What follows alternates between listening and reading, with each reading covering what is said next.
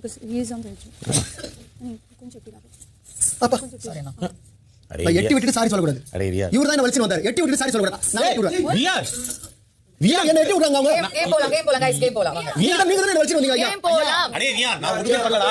Game போலாம். Please என்ன இங்க இவரு தான் வலிச்சு வந்தாரு. நான் இங்க நிக்கிறேன். கால் அடிக்குறாங்க. கேம் போலாம்.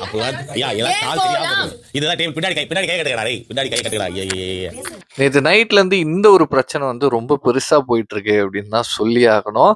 இந்த ஒரு பிரச்சனையால தான் இந்த பிரச்சனை ரொம்ப பெருசாக ஆனதெல்லாம் லைவே கட் பண்ணிட்டாங்க அப்படின்னு தான் சொல்லிட்டு இருக்காங்க.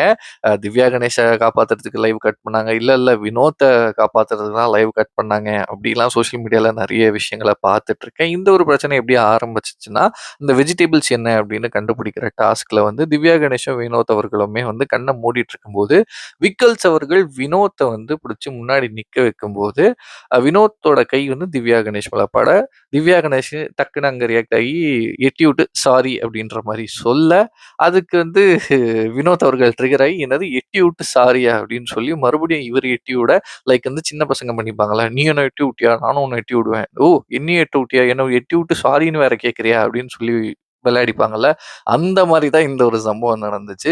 இதுக்கு வந்து நம்ம வெளியில வந்து ரொம்ப பெருசா ஓகே இச்சச்சோ கிச்சச்சோ அப்படின்ற மாதிரிலாம் ரியாக்ட் பண்ணிட்டு இருக்கோம். உள்ள அவங்களே கிட்டத்தட்ட காம்ப்ரமைஸ் ஆயிட்டாங்க.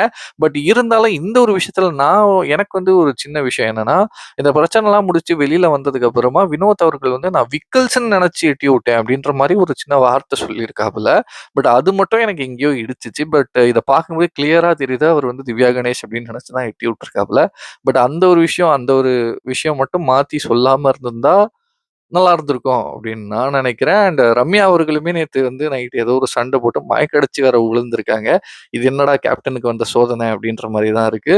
So something happening in Bigg Boss ஏதோ நடந்துட்டு இருக்கு. ஸோ இந்த ஒரு சம்பவத்தை பத்தி நீங்க என்ன நினைக்கிறீங்களோ மறக்காம என் கூட ஷேர் பண்ணிக்கோங்க. பாய்.